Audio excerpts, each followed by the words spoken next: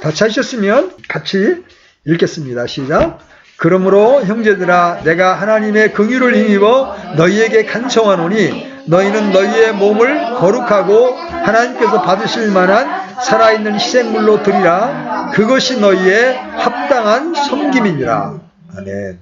우리는 지난 2주에 걸쳐서 에베소서의 그러므로라는 말씀을 살펴보았어요. 오늘은 로마서의 그러므로라는 말씀을 살펴볼 거예요.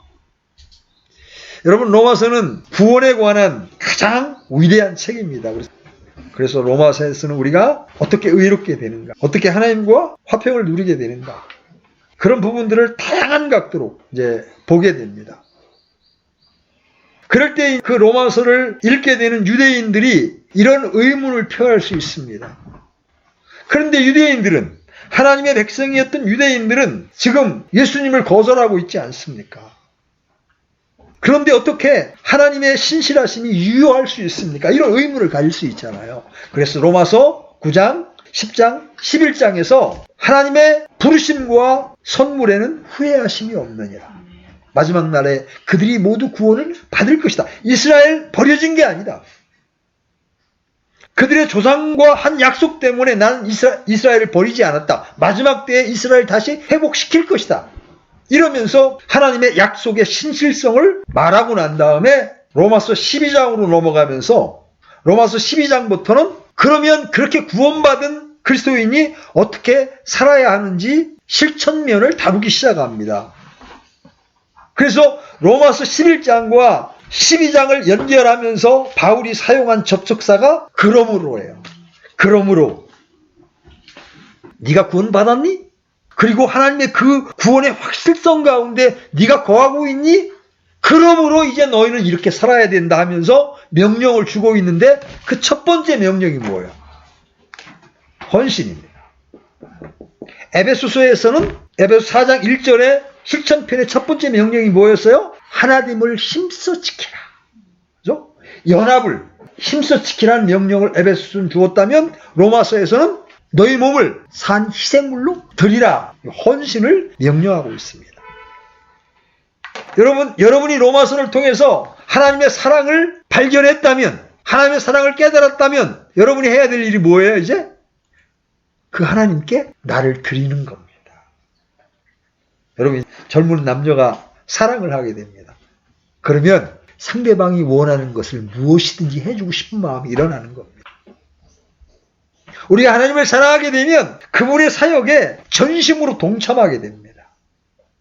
그래서 오늘 우리는 이 하나님의 사역에 동참하는 헌신에 대해서 살펴보려고 합니다. 여러분이 이제 사업체를 운영하고 계신다고 한번 예를 들어봐요. 아니면 직장에서 많은 사람들을 지휘하는 그런 위치에 있다면 여러분 어떤 사람을 좋아할까요? 농땡이 피고요. 어떻게든지 상사나 사장이 눈에 띄지 않으면 딴짓을 하는 그런 사람을 좋아할까요? 아니면 조금만 불리해 보이면 다른 직장을 찾아보고 떠나려고 하는 기회주의자들을 좋아할까요? 아니면 자신의 시간, 재능, 정성을 다해서 자기 조직에 헌신하는 사람을 좋아할까요? 제가 이런 질문을 드리는 것 자체가 어리석은 질문이죠. 그죠? 이유 없이 후자의 사람을 좋아할 겁니다.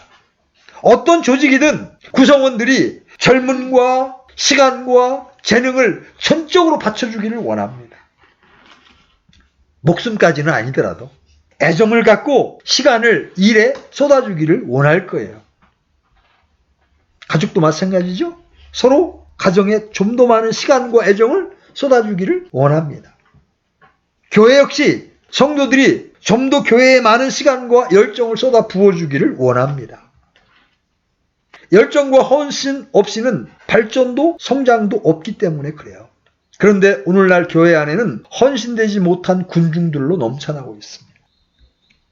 주님을 단지 나를 구원해 주신 고마운 분 정도로 믿고 이해하는 것은 영적인 삶의 첫 발도 내디디지 못한 거예요.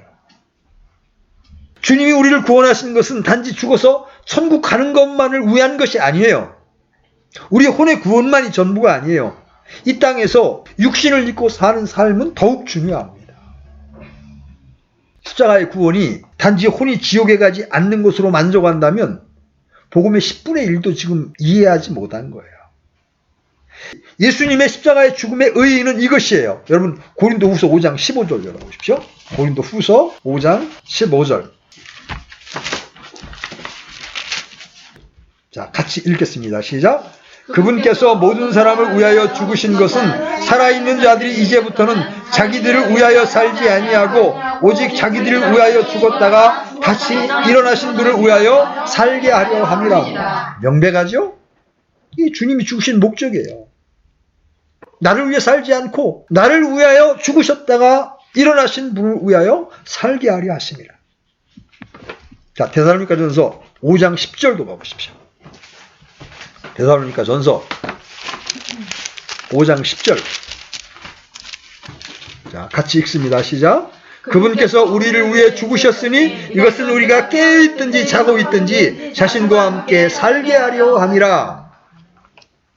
그렇다면 우리는 무엇을 위해서 어떻게 살아야 할지가 분명해지죠. 이 말씀에 의하면 선명한 거예요. 그래서 베드로 사도는 이렇게 말합니다.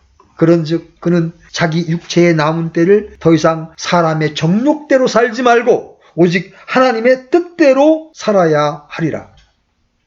하나님의 뜻대로 살기 위한 첫걸음이 헌신입니다. 그래서 여러분이 이제부터 정확히 기억해야 될 게 뭐예요? 헌신은 주님의 명령이다. 헌신은 주님의 명령이다. 헌신이란 말은 자기를 드린다는 뜻입니다. 자신의 몸을 바치는 걸 헌신이라고 말하는 거예요. 무엇에 바치든지 누구에게 바치는 것이 헌신입니다. 하나님은 신자들에게 우리의 지체를 의의 병기로 드릴 것을 요구하십니다. 그리고 우리의 몸을 산희생물로 드리라고 명령하십니다. 여러분, 주님은 우리에게 이런 명령을 하실 권리를 갖고 계십니다.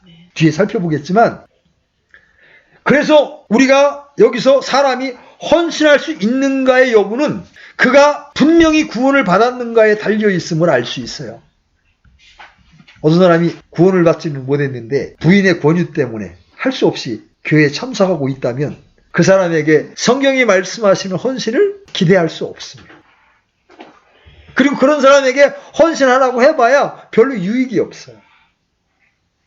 옛날에 제가 직장에 다닐 때 이 사람이 교회를 다녔는데 교회 목사님이 성가대원을 좀 봉사해달라고 그러니까 그 교회를 나와버렸습니다. 부담스러운 건 하고 싶지 않은 거예요. 왜 그래요?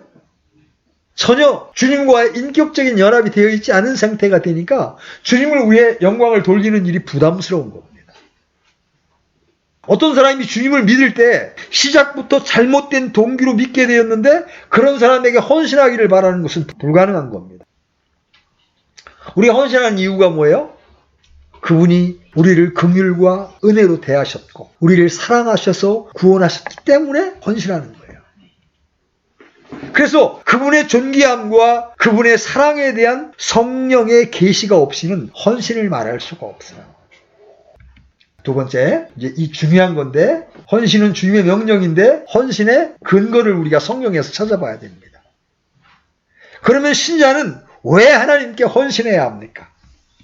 첫째는 주님의 권리에 근거한 것입니다. 주님은 우리에게 헌신을 명령할 권리를 갖고 계시다는 거죠. 자, 고린도전서 6장 19절로 20절 찾아보십시오. 고린도전서 6장 19절로 20절. 자, 찾으셨으면 같이 읽겠습니다. 시작. 도대체 무슨 말이냐? 너희 몸이 너희가 하나님에게서 받은 바 너희 안에 계신 성령님의 전인 줄을 너희가 알지 못하느냐? 너희는 너희 자신의 것이 아니니 주께서 값을 치르고 너희를 사셨느니라. 그런즉 하나님의 것인 너희의 몸과 너희의 영으로 하나님께 영광을 돌리라. 우리가 누구 거라고요? 하나님의 것이다. 예수님의 피값으로 우리를 사셨다. 그런즉 우리의 몸과 영으로 하나님께 영광을 돌려야 한다. 주님은 우리에게 권리를 갖고 계십니다. 자, 로마서 14장 7절로 8절도 가보십시오. 로마서 14장 7절로 8절 같이 읽겠습니다. 시작. 우리 중에 아무도 자기를 위해 살지 아니하고 또 아무도 자기를 위해 죽지 아니하노도다. 우리가 살아도 주를 위해 살고 죽어도 주를 위해 죽나니 그러므로 죽든지 살든지 죽든지 우리가 주의 것이로다. 계속해서 바울은 우리가 주님의 것임을 선포하고 있습니다. 여러분 소유권 양도하십시오. 이미 우리는 주님의 것으로 끝났어. 그런데 여전히 내가 주인이 되어서 내 마음대로 살고자 하는 자는 아직 주님의 은혜를 실제적으로 체험한 것이 아닙니다. 우리 주님은 우리를 사기 위하여 그 대가로 자기의 생명을 버리셨습니다. 우리는 주님에 의해 사신받은 자들이에요. 그래서 오늘 우리는 주님의 구속을 받은 이후로 주님에 대해 우리의 주권을 내려놓아야 합니다. 자기 주권을 내려놓아야 합니다. 이제 우리는 우리의 것이 아니라 주님의 것입니다. 주님의 피로 사신받은 자들이기 때문에 우리의 영과 몸으로 하나님을 영화롭게 해야 될 의무를 가진 자들이에요. 주님이 십자가 위에서 흘리신 그 보혈은 곧 그분이 지불하신 대가예요. 그러므로 주님의 권리로 우리는 주님의 것이 된 겁니다. 자, 어떤 사물에 대하여 값을 치른 자가 권리를 갖죠? 여러분이 어떤 집에 대한 값을 지불했다면 그 집에 대한 권리는 여러분이 갖게 되는 거예요. 우리가 주님께서 사신받은 사람들이고 주님이 최고의 대가를 지불하여 산 자들임을 분명히 보아야 합니다. 그분은 금이나 은으로 우리를 사신 것이 아니라 그분의 보배로운 피로 사셨습니다. 아멘? 자, 헌신의 근거 첫 번째는 주님의 권리에 의한 것이다. 자, 두 번째, 우리가 헌신해야 되는 근거 두 번째는 주님의 사랑입니다. 여러분 보세요. 의무감만으로는 온전한 헌신을 기대할 수 없습니다. 그렇죠? 그냥 주인이니까 헌신하는 데에는 한계가 있습니다. 우리 고린도 후서 5장 14절로 15절 열어보십시오. 고린도 후서 14절로 15절 한번 같이 읽어보겠습니다. 시작.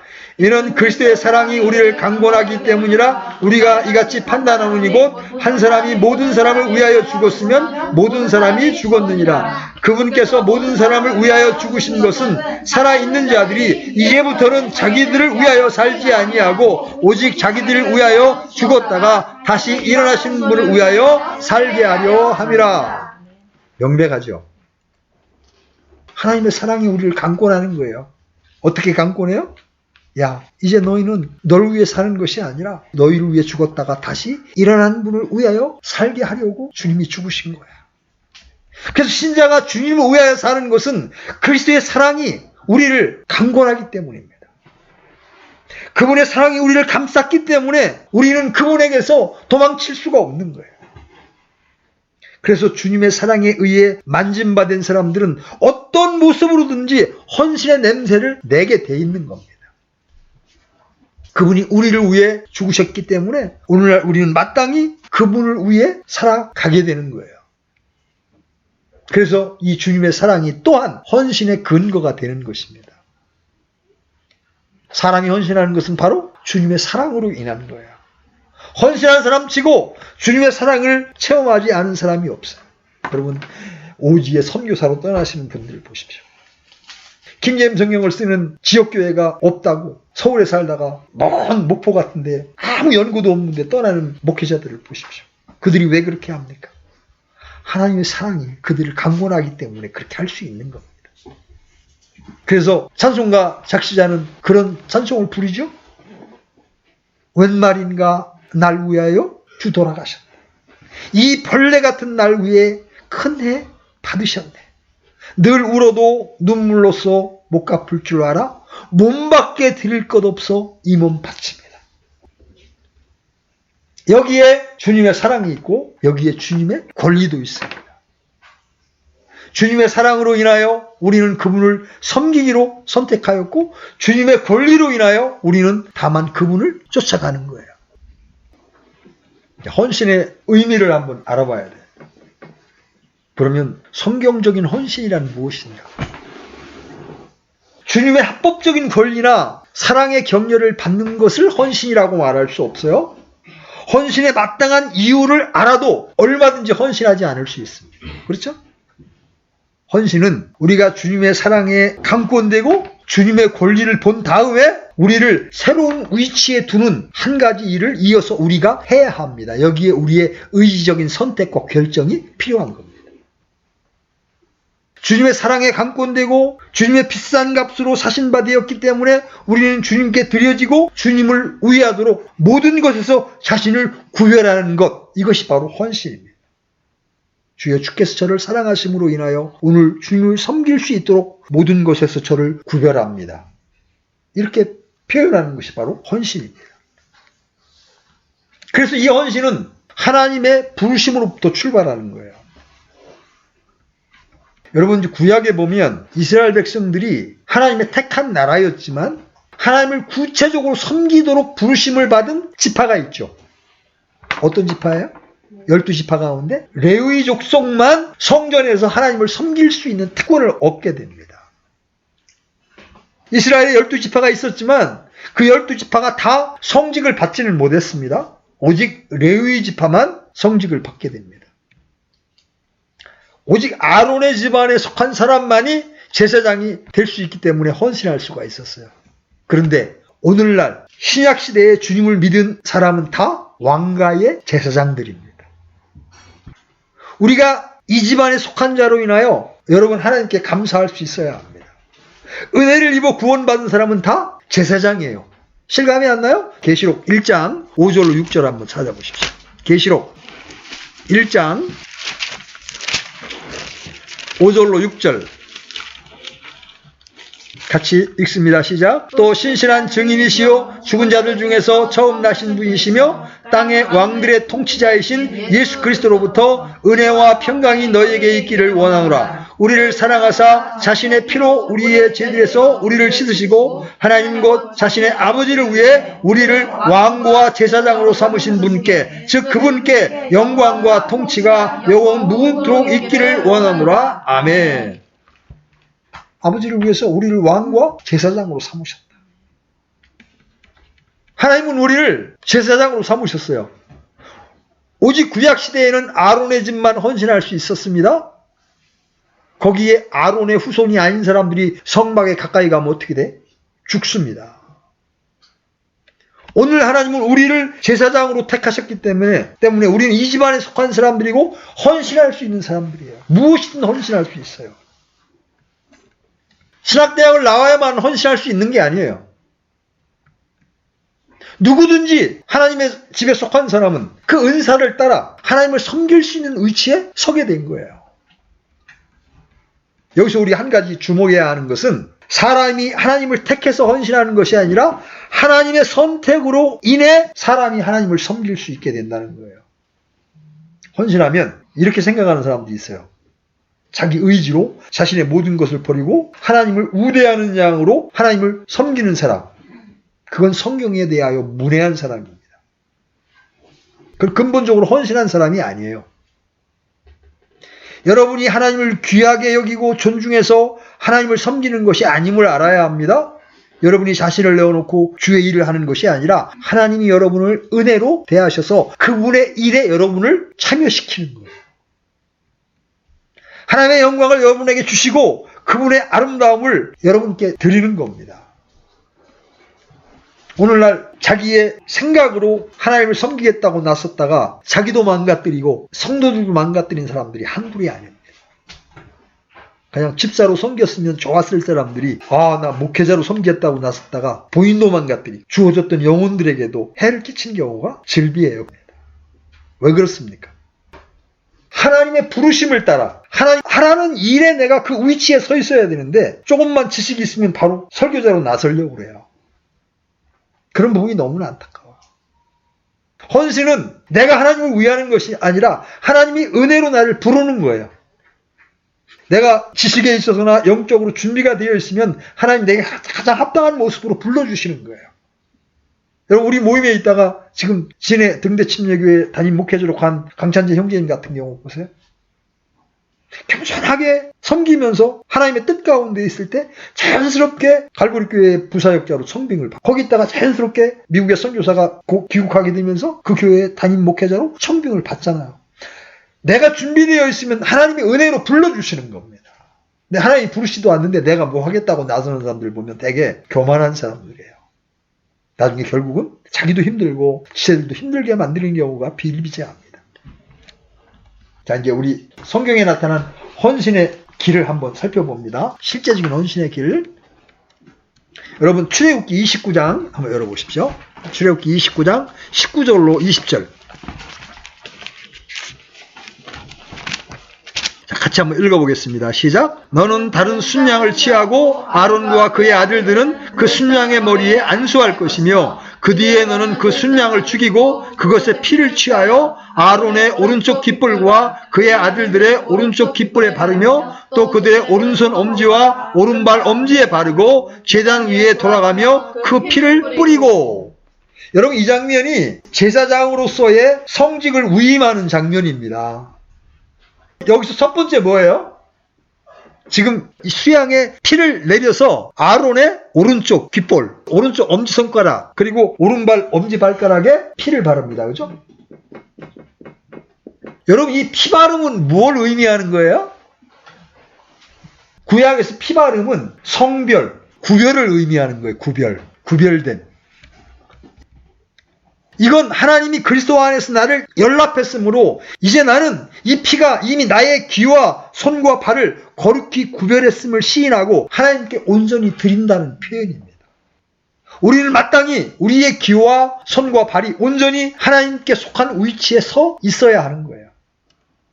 구속으로 인하여 말을 듣기 위한 나의 귀는 하나님을 위하여 들어야 하고 일을 하기 위한 나의 손은 마땅히 하나님을 위하여 일을 해야 하고 길을 걷기 위한 나의 발도 마땅히 하나님을 위하여 길을 가야 하는 거예요.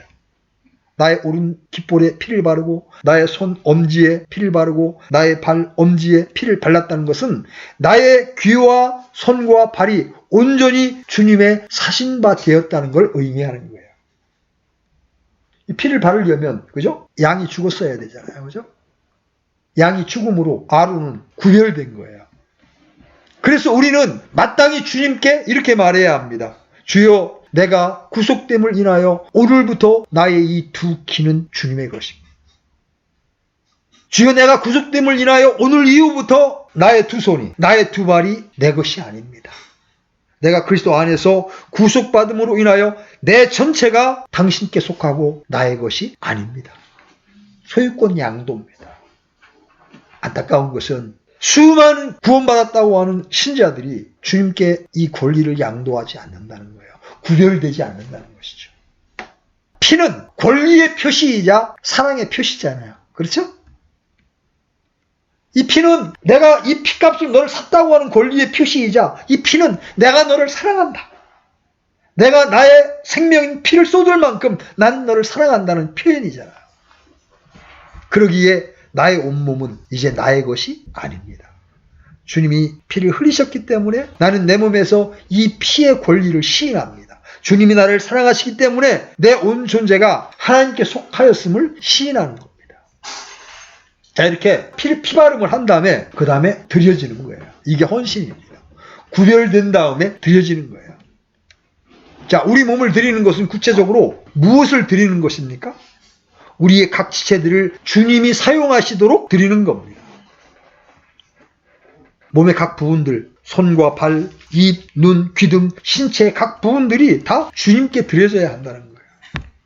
자, 로마서 6장 13절 봅니다. 로마서 6장 13절.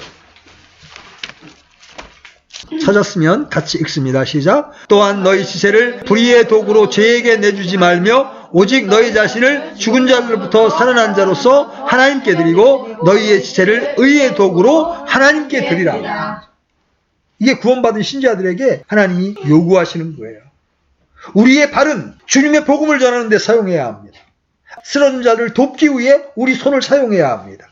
하나님께 바친 손을 도박, 술 마심, 도둑질 등 다른 용도로 사용하지 않도록 해야 합니다.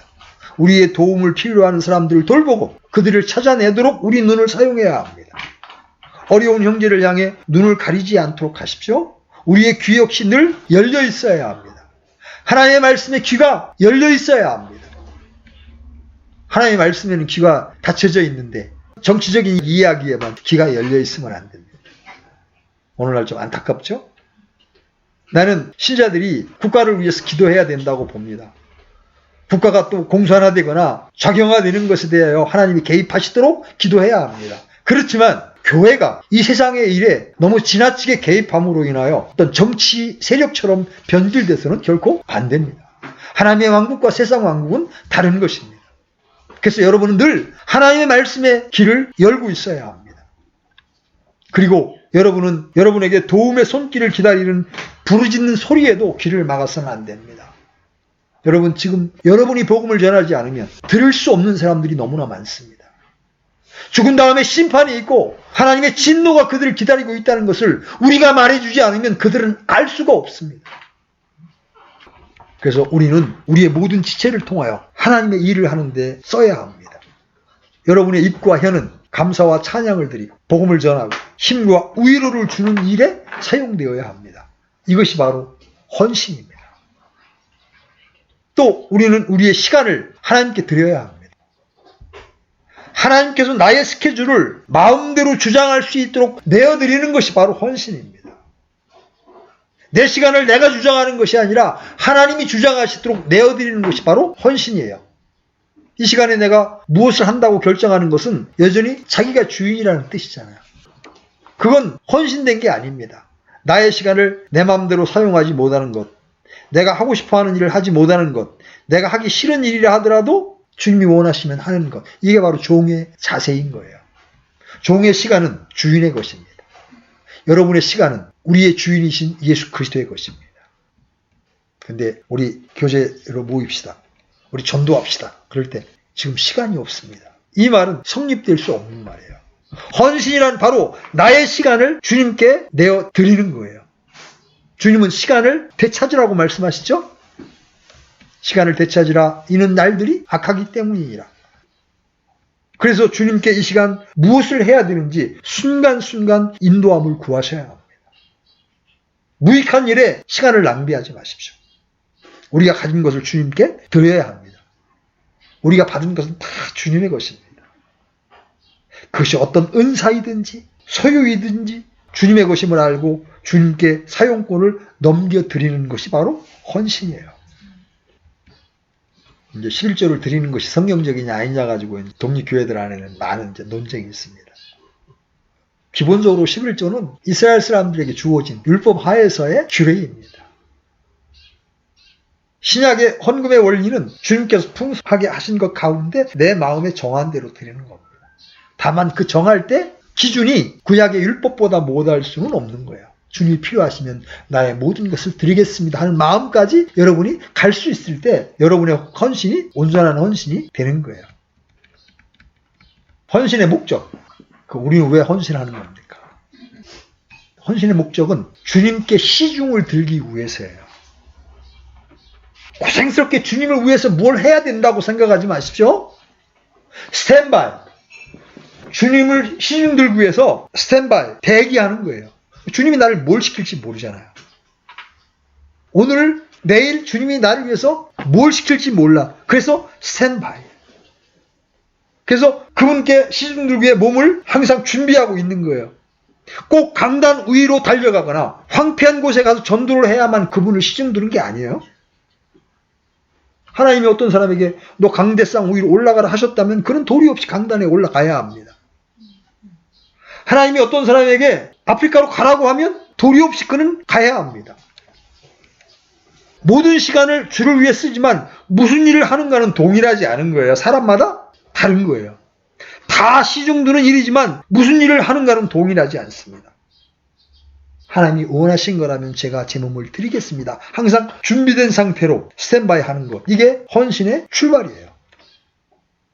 우리가 그리스도인이 아니라면 할 말이 없지만 그리스도인이 되었다면 종신토록 하나님을 섬길 준비를 늘 하고 있는 사람이어야 한다.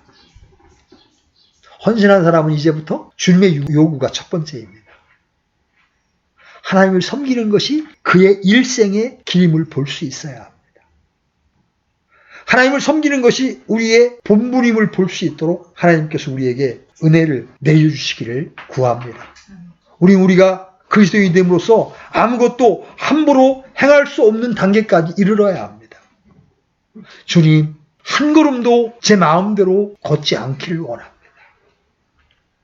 매 순간 주님의 원함을 따라 움직일 수 있는 그런 상태로 준비되는 것. 이것이 바로 헌신의 기본이에요. 이 말이 여러분 열심히 일하지 말고 마음껏 놀라는 뜻이 아닙니다. 우리는 충성을 다해서 열심히 일해야 합니다. 그러나 하나님 앞에서 보아야 할 것이 있습니다. 그것은 곧 나의 일생은 하나님을 섬기는 일을 따라갈 것이고 모든 일을 다 하나님의 뜻을 준행하고 하나님을 기쁘시게 하기 위해 한다는 겁니다.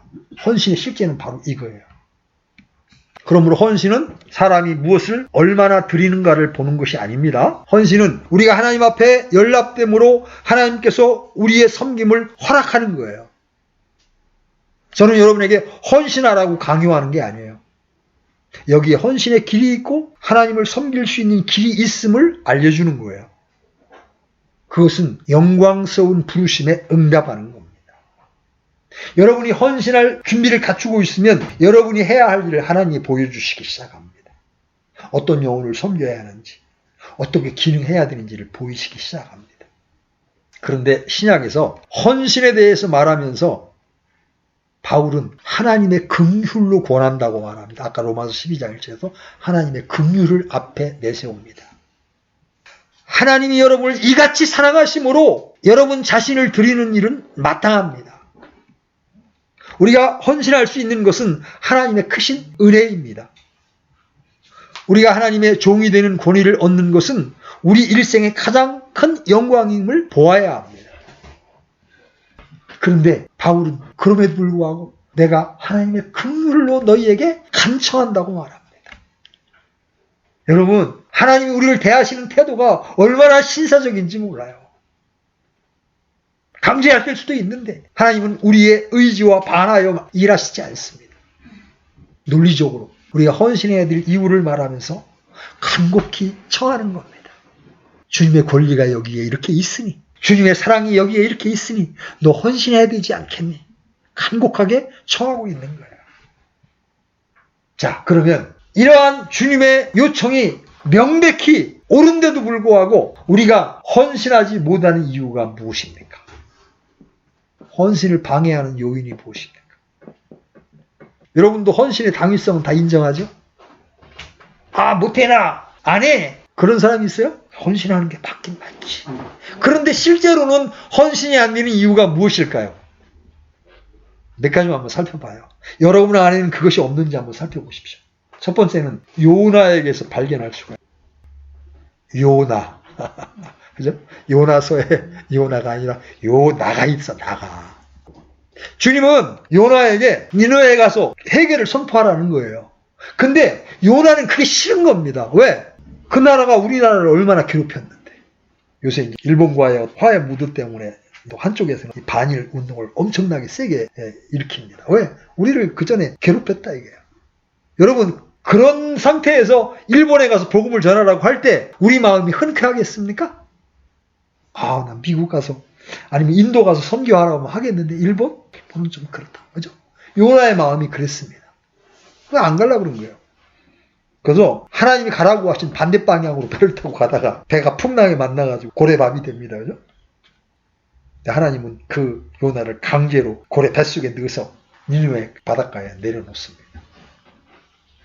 주님은 그들에게 말씀을 전하라고 하는데 요나는 싫은 겁니다. 내 뜻과 하나님의 뜻이 일치하면 순종합니다. 헌신합니다. 근데 하나님의 뜻과 내 뜻이 틀리지는 어떻게? 저 자매를 용서해라. 저 형제를 용서해라. 주님, 저 죽어도 용서 못하겠어요. 그 남이 얘기 아닙니다. 저희 그런 형제 자매들 여러 봅니다.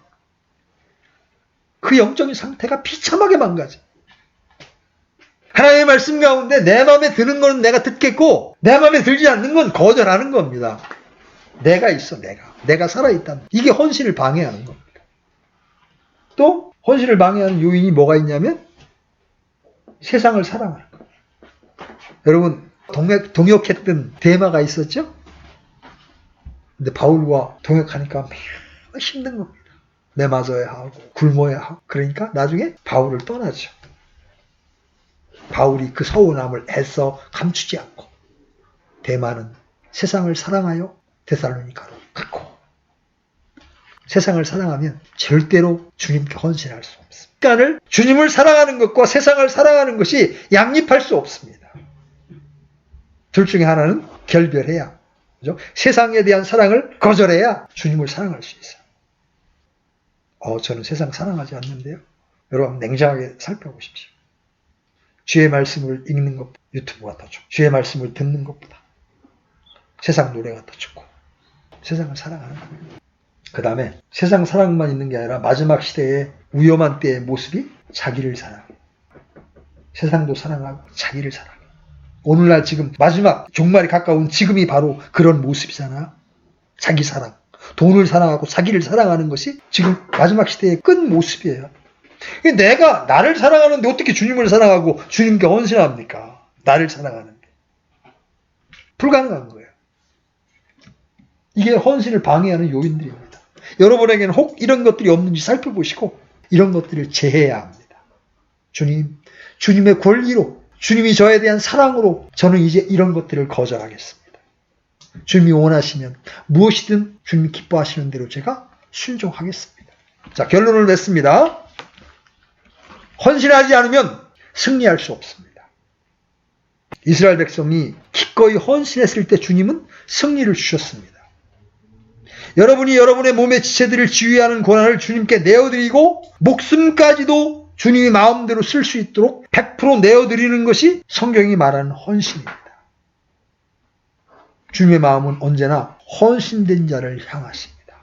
그리고 주님은 그 헌신된 무리를 통해서 자신의 뜻을 펼치십니다. 우리가 헌신하지 않으면 다른 헌신된 자들을 찾아서 그들을 또 사용하실 것입니다. 여러분 사사기 5장 9절 마지막으로 한 절만 더 찾아보고 말씀을 마치겠습니다. 5장 9절